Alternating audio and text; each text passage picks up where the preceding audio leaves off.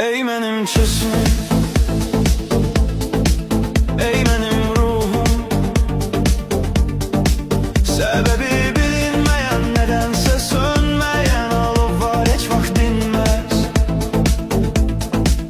Ey benim sevincim,